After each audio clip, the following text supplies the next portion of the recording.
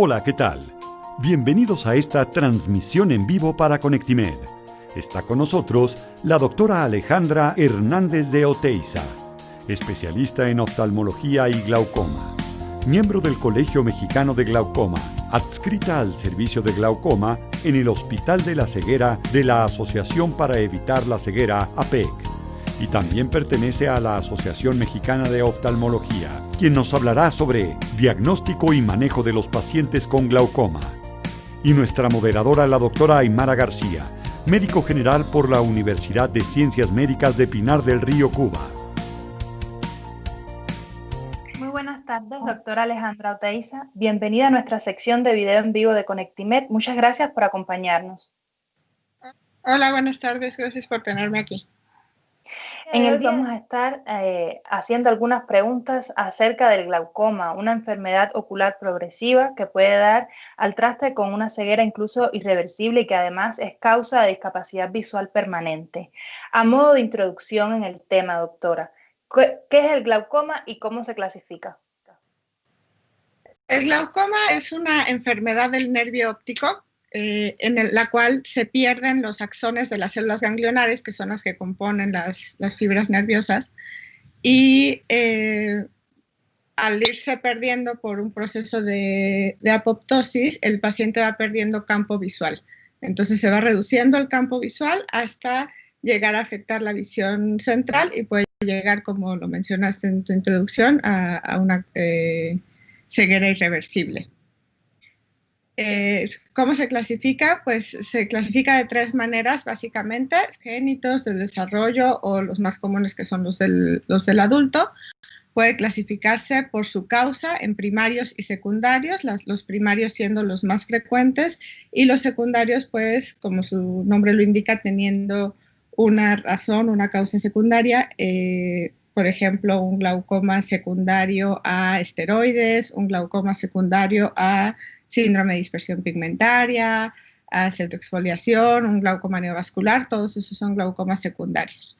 Y para nosotros los oftalmólogos, como lo clasificamos, que es para lo más práctico, lo más importante, porque de eso depende mucho el tratamiento y el pronóstico, es según la anatomía en glaucomas de ángulo abierto o glaucomas de ángulo cerrado. Doctora, ¿y este daño que ocurre a nivel del nervio óptico, cómo sucede? ¿Qué factores influyen en esta lesión? Bueno, el día que podamos contestar eso, yo creo que nos ganamos el premio Nobel o algo así, porque realmente pues es eso, ¿no? Como que hay teorías, la teoría más aceptada es la teoría mecánica, que tiene que ver con el aumento de la presión intraocular, pero esto no en todos los casos se da un aumento de la presión intraocular y entonces como que no podemos hablar del 100% de los casos. Hay teorías vasculares en la cual pues también se afecta la irrigación a la cabeza del nervio óptico y por eso puede ocurrir el daño, y hay teorías de daño inmunológico, de autoanticuerpos y cosas así que puedan dañar el nervio, pero en sí la teoría más aceptada es la teoría mecánica, en la cual, pues por el aumento de la presión intraocular existe una interrupción en el flujo axoplásmico y esto lleva a que la célula, la neurona, tenga un proceso de apoptosis, una muerte celular programada que pues ya entra en una cascada irreversible de daño y pues se acaba muriendo la célula, ¿no? Muchas gracias, doctora. ¿Y qué pacientes serían los que están en mayor riesgo de desarrollar esta enfermedad?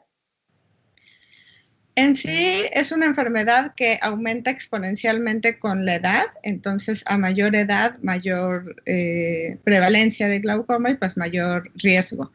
En términos generales, cualquier adulto mayor de 40 años está en riesgo de tener un glaucoma primario de ángulo abierto. Obviamente hay factores que nos van sumando riesgo, por ejemplo, un antecedente heredofamiliar de glaucoma, sobre todo por rama materna, nos aumenta el riesgo. Si es de ángulo cerrado, el daño puede empezar un poquito antes de los 40 años incluso, entonces hay que estar al pendientes. pero en sí el principal factor de riesgo es la edad. Muchas gracias, doctora. ¿Y de qué manera los médicos generales orientar a los pacientes a acudir a las consultas con los oftalmólogos a fin de detectar a tiempo y tempranamente los cambios que ocurren en los pacientes con glaucoma? ¿A qué edad debe ir un paciente a la consulta del oftalmólogo y cada cuánto debe ser esta reconsulta? Los pacientes mayores de 40 años deben de acudir una vez al año a revisión. Si hay factores de riesgo agregados como antecedentes heredofamiliares o si hay pacientes incluso que puedan tener algunos síntomas, las revisiones deben de empezar antes, ¿no? A los 35 o a los 30 años, pero en términos generales, una vez al año a partir de los 40 años, y no es una revisión de la vista, o sea, nada más una revisión de optometría. Tiene que ser una revisión con un oftalmólogo porque pues hay cosas que tenemos que revisar, específicamente la presión intraocular, el estado anatómico del nervio, de la cabeza del nervio óptico y la apertura del ángulo camerular para saber si está en riesgo y si hay que solicitar estudios de tamizaje para detectar daños tempranos.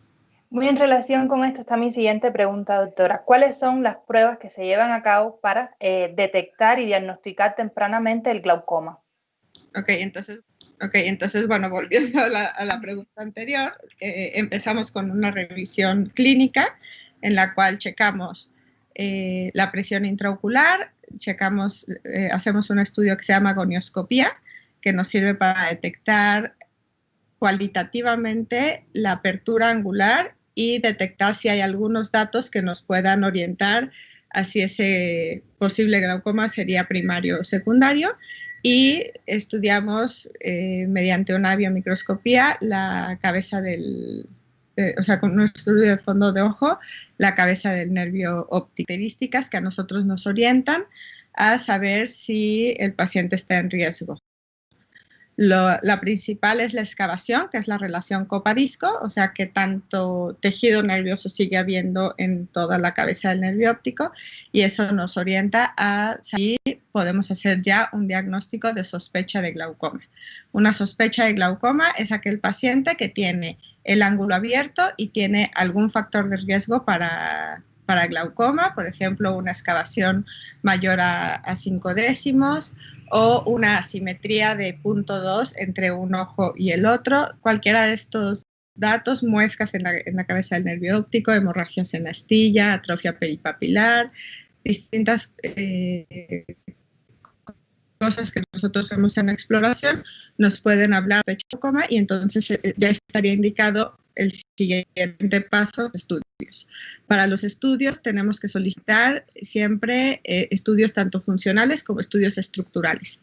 El gold standard, digamos, para hacer un diagnóstico de glaucoma es un estudio funcional, que es la perimetría automatizada, que es un campo visual, se llama campo visual 24-2, en estrategia CIT estándar. Con eso podemos saber si hay un daño funcional. Pero antes de llegar a un daño funcional, existen los cambios en los estudios estructurales, que esos son la tomografía de coherencia óptica, específicamente del nervio óptico y de las células ganglionares. Estos son estudios que nos permiten detectar el daño mucho antes de que realmente exista un daño funcional y mucho antes de que el paciente pueda llegar a tener ya compromiso del campo visual. Muchas gracias, doctora. Ahora me voy a referir un poco al glaucoma de ángulo cerrado, ya que es muy importante que los médicos sepamos reconocer cuando estamos en presencia ante un paciente con esta situación para poder tratarlo oportunamente. ¿Qué síntomas son los más representativos cuando un paciente tiene un glaucoma de ángulo cerrado? Ok. La enfermedad por cierre angular, así es como se llama, digamos, tiene distintas etapas. ¿Sí? Puede haber nada más una sospecha de cierre angular, que esa la detectamos nada más mediante un agonismo que el ángulo está estrecho.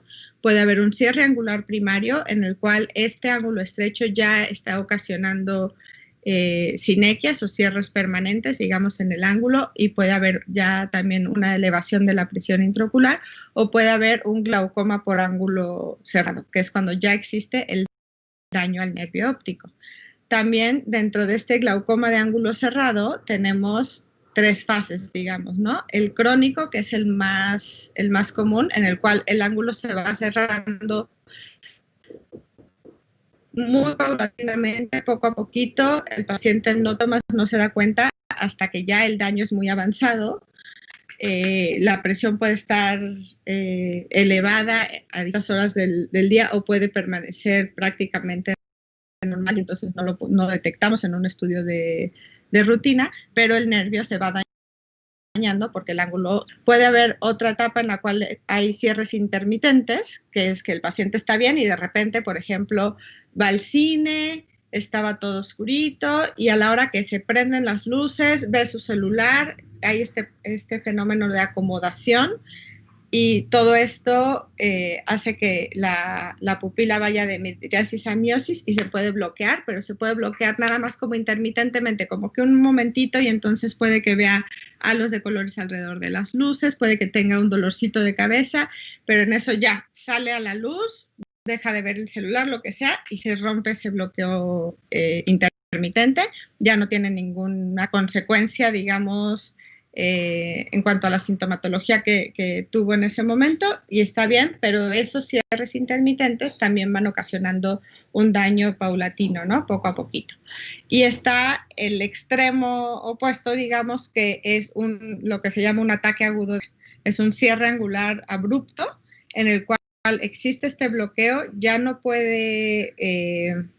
existe el flujo normal de humor acuoso adentro del ojo, y entonces se eleva la presión súbitamente, pasa de estar, no sé, en 16, 20 milímetros de mercurio a subir arriba de 50, 60 milímetros de mercurio, y eso sí es muy sintomatológico. Existe un dolor de cabeza muy intenso que puede ir acompañado de náusea o de vómito. Existe una visión muy borrosa porque una subida tan súbita de la intraocular hace que se dematice la córnea y entonces baja la visión, y existe un dolor muy, muy intenso. Aunado a esto, si lo vemos, o sea, ya clínicamente, los signos es una inyección ciliar, el ojo se pone muy rojo, lloroso, y bueno, ya cuando lo revisamos, hay edema de córnea, la presión intraocular está muy aumentada, y el paciente sí está muy sintomático y puede perder la visión, ahí sí, en cuestión de 24 horas, ¿no? Doctora, y si un médico que no sea especialista en oftalmología tiene un caso como este de ataque agudo de glaucoma, ¿cuáles son las medidas básicas que debería tomar? Lo ideal es referirlo lo antes posible. Hay que bajar la presión intraocular muy pronto. La presión intraocular se puede bajar con gotas, ¿no? Tópicamente con combinaciones fijas de hipotensores, y la mayoría de las veces en estos casos hay que echar mano también de hipotensores vía oral, ¿no? La acetazolamida. Ya que logramos disminuir la presión abajo de 40 milímetros de mercurio, entonces podemos agregar pilocarpina, que nos va a hacer que la pupila vaya a miosis y se quede en miosis, pero el tratamiento a largo plazo ese paciente va a requerir ya sea iridotomías, y las iridotomías, que son hoyitos en la parte, en el iris, ¿no? Se hacen hoyitos periféricos en el iris para permitir el flujo de humor acuoso constante y evitar estos bloqueos. Ese se tiene que hacer en los dos ojos, porque el principal factor de riesgo para que se bloquee un ojo es el bloqueo del ojo contralateral. Entonces, para evitar que le vaya a pasar al otro ojo, hay que hacerlo de manera preventiva. Y a largo plazo, digamos, la solución por la que debemos optar es la extracción del cristalino. Hay que hacer una cirugía de catarata. Incluso hay ya pautas que hablan de cirugía de catarata en cristalinos transparentes, ¿no? Aunque todavía no haya catarata como tal, y colocar un lente intraocular, esto para crear como más espacio, digamos, adentro del ojo y que no se nos vuelva a bloquear. Pero como médico general, lo más importante es referirlo. Si se puede intentar bajar la presión intraocular ya sea con gotas o con pastillas, hay que intentarlo. Si se puede documentar en cuánto estaba la presión intraocular, pues es importante, pero si no, bueno, empezar con estas medidas. Y pues hay quienes comentan que acostando al paciente boca arriba y poniéndolo en un cuarto oscuro, a veces se logra romper este bloqueo. Bueno, muchísimas gracias, doctora. Otra pregunta, ¿es muy frecuente tratar quirúrgicamente esta patología y si tiene buenas tasas de éxito? Sí, de hecho la tendencia actual es como ir siempre por una cirugía un poco más temprana.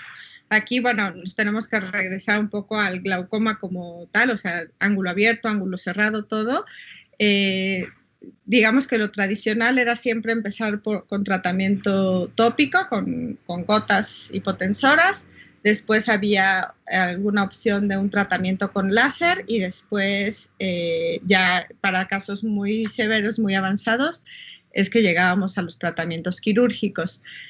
En los últimos años ha habido como una revolución en todos los tratamientos, han salido muchas cosas nuevas y entonces nos está cambiando todos estos paradigmas.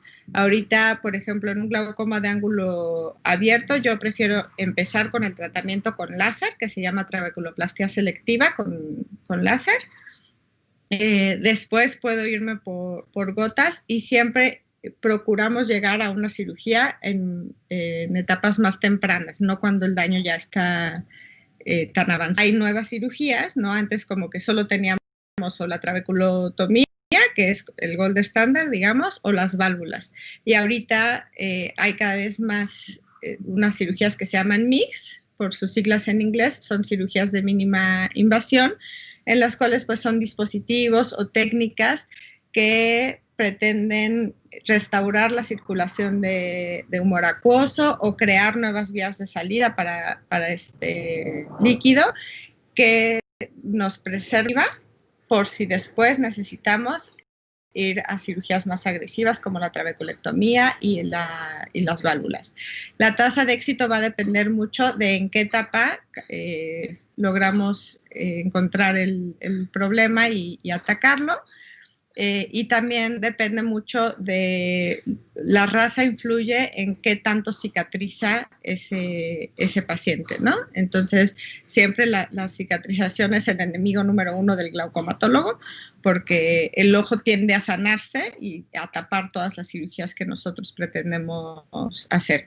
Pero si cachamos a un paciente a tiempo, digamos, pues las tasas de éxito pueden estar arriba del 80%. Muchas gracias. Doctora, una última pregunta. ¿Qué cuidados generales se deben tener en los pacientes con glaucoma, ya sea que estén en tratamiento médico o que se les haya realizado tratamiento quirúrgico? Lo más importante para el tratamiento médico es el apego. El apego al tratamiento es de vital importancia para garantizar su... Es muy difícil lograr esto porque el paciente tiene que ser muy constante en la aplicación de sus gotas. Se tienen que aplicar todos los días, más o menos a la misma hora. Algunas se aplican cada 24 horas, siempre en las noches, y otras ya cuando tomando medicamentos hay que aplicarlas cada 12 horas. Y mientras más constante sea el paciente en la aplicación, mejor nivelado va a tener su presión intraocular. Es por esto que estamos optando un poquito por irnos por los tratamientos con láser, por ejemplo, porque esos no requieren tanto apego en cuanto al aplicar, no dependen de que el paciente se acuerde o no se acuerde de ponerse las gotas.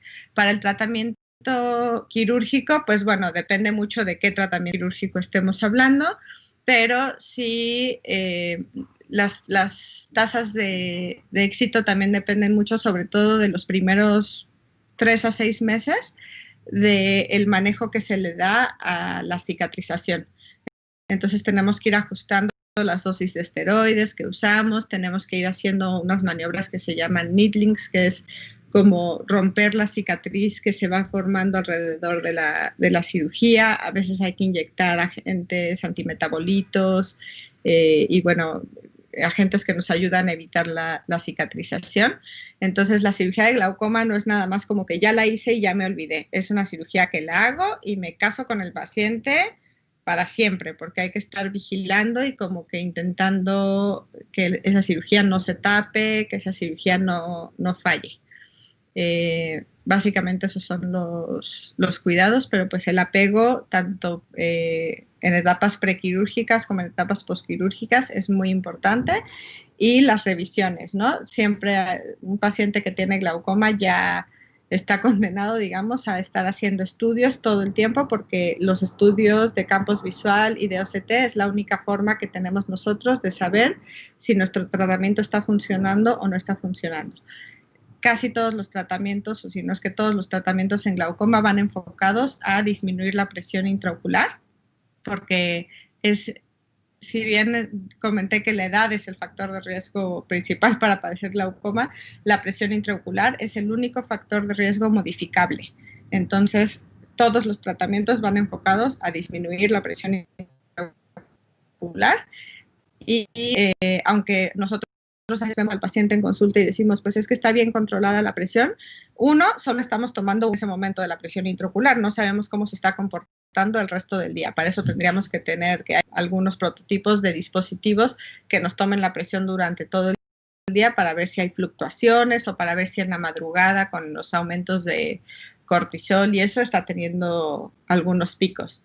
Y realmente nuestro objetivo no es controlar la presión, esa es la herramienta que tenemos, pero nuestro objetivo es preservar la visión, preservar una visión útil. El resto del glaucoma es una enfermedad progresiva, como lo comentaste en tu introducción, y siempre va a tender a empeorar, ¿no? Entonces, nuestro objetivo es disminuir la tasa de progresión, hacer que sea tan lenta que el paciente no lo llegue a notar y que el paciente pues se muera antes de quedarse ciego, digamos, ¿no? Claro que sí, doctora. Muchísimas gracias por habernos brindado su tiempo y sus conocimientos. Esperemos volver a tenerla muy pronto aquí en esta sección de video en vivo de Conectimed. Con mucho gusto. Agradecemos a la doctora Alejandra Hernández de Oteiza por su valiosa participación y por compartirnos sus conocimientos. Igualmente a la doctora Aymara García como moderadora en esta entrevista. También agradecemos a los profesionales de la salud por acompañarnos. Y los esperamos en la próxima transmisión de Conectimed en vivo.